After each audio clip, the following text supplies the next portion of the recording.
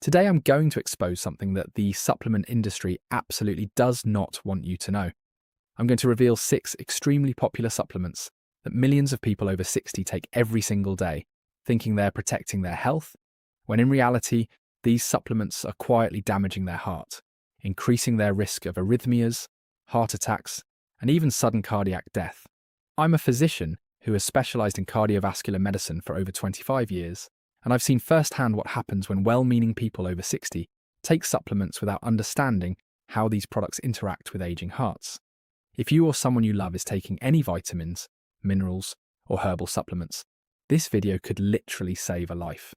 What I'm about to share is based on peer-reviewed research, clinical studies involving hundreds of thousands of patients, and my own experience treating cardiac emergencies that were directly caused by supplements. Here's what most people don't understand. When you cross 60, your cardiovascular system undergoes profound changes that make it much more vulnerable to the effects of supplements. Your heart muscle becomes less flexible. Your electrical conduction system that controls your heartbeat becomes more sensitive to disruption. And your blood vessels lose elasticity. At the same time, your kidneys and liver, which are responsible for processing and eliminating supplements from your body, start working at reduced capacity. This means that supplements that might have been perfectly safe when you were 40 or 50 can become dangerous after 60 because they accumulate to higher levels in your bloodstream. They interact differently with medications you're taking, and they stress a cardiovascular system that has less reserve capacity to handle those stresses. The supplement industry markets these products as natural and safe, but natural does not mean harmless, especially for aging hearts. Let me establish why you should listen to what I'm about to tell you. I'm a board-certified cardiologist with over 2 decades of experience in both clinical practice and cardiovascular research. I've worked in emergency departments, where I've treated patients in life-threatening cardiac arrhythmias triggered by supplements. I've performed cardiac catheterizations on patients who had heart attacks linked to supplement use. I've published research on drug-supplement interactions in elderly populations, and I've served on medical advisory boards that review safety data on dietary supplements. I'm telling you this not to scare you, but because I've seen too many preventable cardiac events in people who thought they were doing something healthy by taking supplements. The data is absolutely clear, and yet millions of people over 60 continue taking these products without any idea of the cardiovascular risks they're accepting. Before I get into the specific supplements, you need to understand how supplements can damage your heart. There are several mechanisms at work here. First, many supplements affect your heart's electrical system. Your heartbeat is controlled by electrical signals that travel through specialized cells, and these signals depend on precise balances of minerals like potassium, magnesium, and calcium.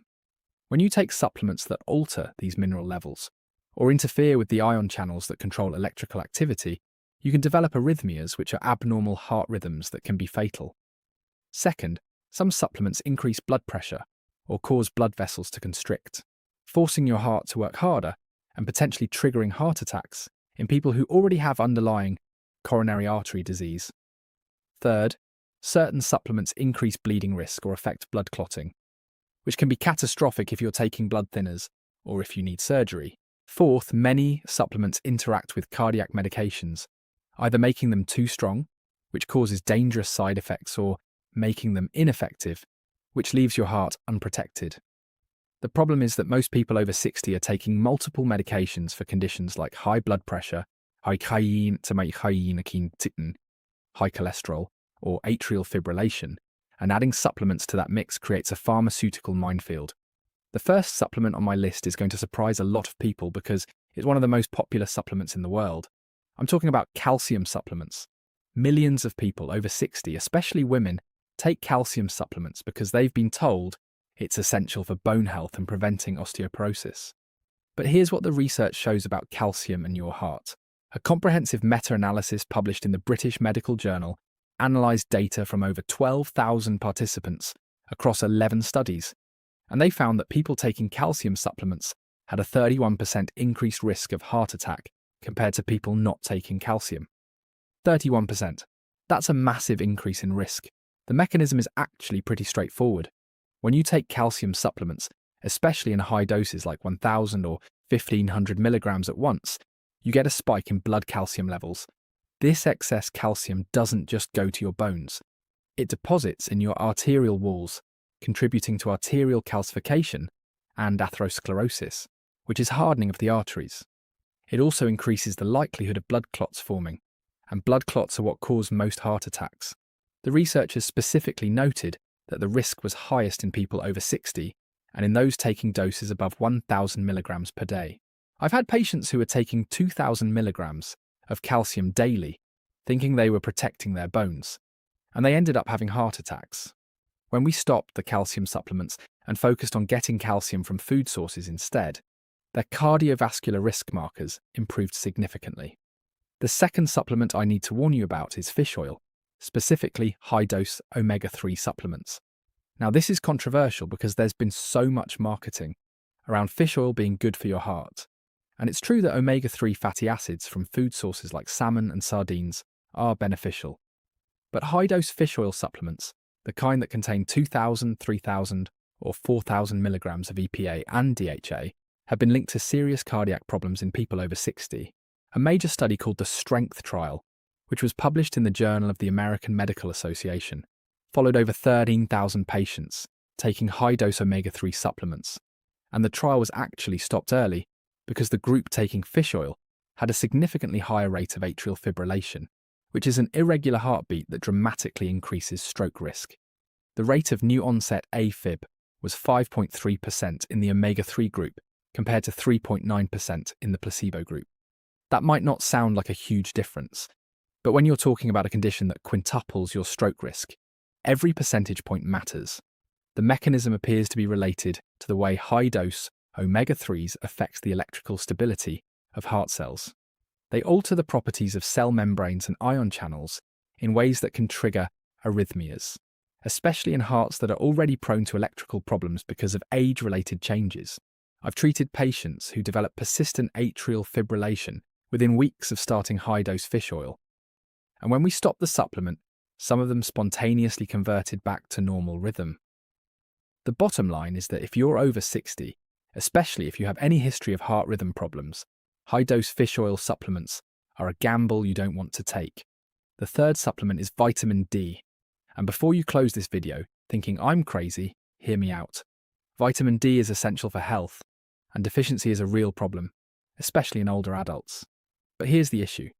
Millions of people over 60 are taking very high doses of vitamin D supplements, sometimes 5,000, 10,000, or even 50,000 international units weekly, without proper monitoring. These megadoses can cause vitamin D toxicity, which leads to hypercalcemia, which is excess calcium in the blood. And as I just explained with calcium supplements, excess calcium in your bloodstream is terrible for your cardiovascular system. But there's another mechanism I need to tell you about. A study published in JAMA Cardiology followed over 2,000 adults with an average age of 63, who were randomized to receive either 4,000 IU of vitamin D daily or placebo.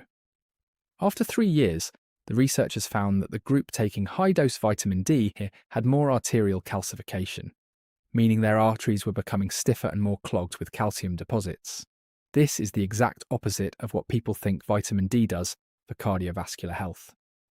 The researchers concluded that high-dose vitamin D supplementation without evidence of deficiency may actually accelerate vascular aging and increase cardiovascular risk. I've had patients whose coronary calcium scores, which measure the amount of calcification in heart arteries, increased dramatically while they were taking megadoses of vitamin D. When we reduced their dose to more physiologic levels, like 1,000 to 2,000 IU daily, and made sure they weren't over-supplementing, their vascular health stabilized. The key point is that vitamin D supplementation should be based on actual blood testing showing deficiency, not just taking high doses because you heard it's good for you. The fourth supplement on this list is one that a lot of people take for energy and general wellness, and that's CoQ10, or coenzyme Q10. CoQ10 is often marketed as a heart-healthy supplement, and there's actually some legitimate research showing it can be beneficial for certain heart conditions like heart failure. But here's the problem that most people don't know about. CoQ10 can interact dangerously with blood thinners like warfarin, and it can also lower blood pressure to potentially dangerous levels when combined with blood pressure medications. A study from the American Journal of Cardiology documented multiple cases of elderly patients whose INR levels, which measure blood clotting time, became dangerously unstable after starting CoQ10 supplements while on warfarin. In one case, a 67-year-old patient developed a major bleeding episode because CoQ10 enhanced the effect of warfarin to the point where their blood couldn't clot properly. In another set of cases, patients taking both blood pressure medications and CoQ10 experienced severe hypotension, which is dangerously low blood pressure, leading to falls, fainting episodes, and in one case a hip fracture from a fall. The issue is that CoQ10 has real pharmacological effects. It's not just a benign supplement. It affects cellular energy production and has vasodilatory properties, meaning it relaxes blood vessels. In a 40-year-old with normal blood pressure who's not on any medications, this might be fine. But in a 65-year-old taking 3 blood pressure medications and a blood thinner, adding CoQ10 to the mix can create a dangerous situation. I always tell my patients that if they want to take CoQ10, we need to monitor their blood pressure closely and, if they are on warfarin, check their INR levels weekly for the first month to make sure we're not creating a bleeding risk. The fifth supplement is one that many people take for joint pain and inflammation, and that's turmeric or curcumin supplements. Turmeric has become incredibly popular because of its anti-inflammatory properties, and people over 60 are taking it in high doses for arthritis, general inflammation, and even cognitive health. But high-dose turmeric supplements have several cardiovascular concerns that most people aren't aware of. First, turmeric has significant blood-thinning effects. It inhibits platelet aggregation, which means it makes your blood less likely to clot. If you are already taking aspirin, Plavix, warfarin, or any of the newer blood thinners like Eliquis or Xarelto, adding high-dose turmeric creates a compounding effect that dramatically increases your bleeding risk. There have been case reports in medical literature of patients developing serious bleeding complications, including brain hemorrhages and gastrointestinal bleeding, after combining turmeric supplements with anticoagulant medications. Second, turmeric can lower blood pressure, and just like with CoQ10, this can be dangerous if you're already on blood pressure medications.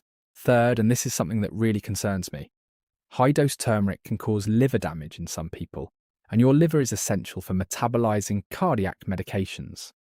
If your liver function is impaired, the levels of your heart medications can become unpredictable, either too high or too low, both of which are dangerous.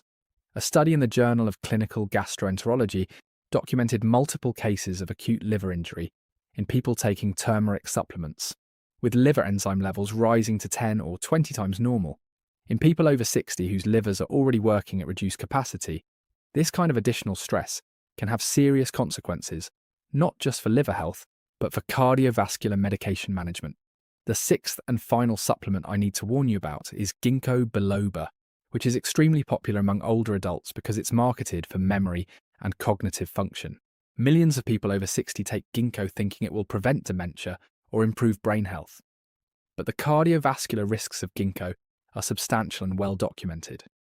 Ginkgo has powerful blood-thinning effects similar to turmeric, and the combination of Ginkgo with aspirin, or prescription anticoagulants, has led to numerous cases of serious bleeding.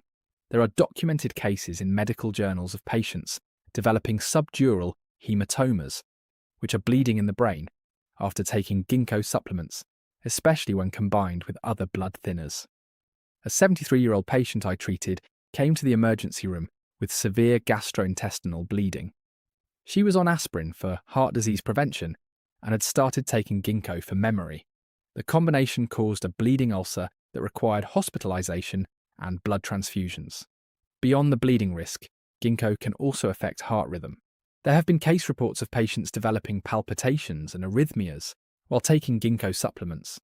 The exact mechanism isn't completely understood, but it appears that Ginkgo affects ion channels in heart cells in ways that can destabilize electrical activity. What really bothers me about Ginkgo is that large, well-designed studies have shown it doesn't even work for preventing dementia.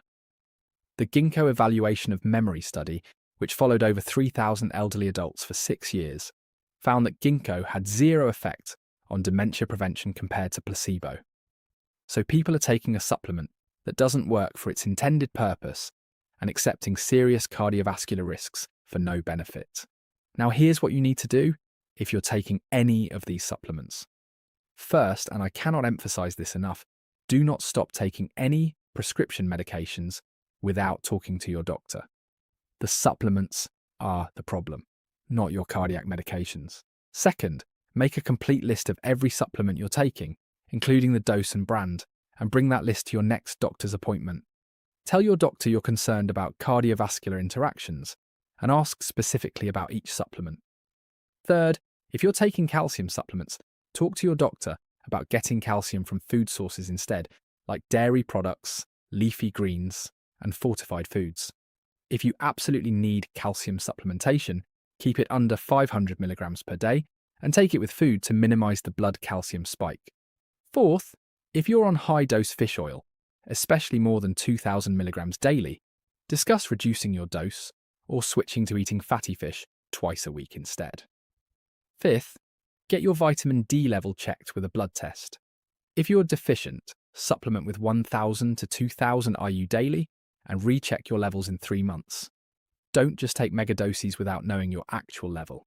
Sixth, if you're taking CoQ10, turmeric, or Ginkgo, and you're also on blood thinners or blood pressure medications, you need to have a serious conversation with your doctor about whether the supplement is worth the interaction risks. Let me give you some practical guidance based on my clinical experience. The safest approach for people over 60 is to get nutrients from food whenever possible, rather than relying on supplements. Real food contains nutrients in forms and combinations that your body can handle better without the extreme doses and imbalances you get from pills. For bone health, focus on calcium-rich foods, weight-bearing exercise, and making sure your vitamin D levels are adequate but not excessive.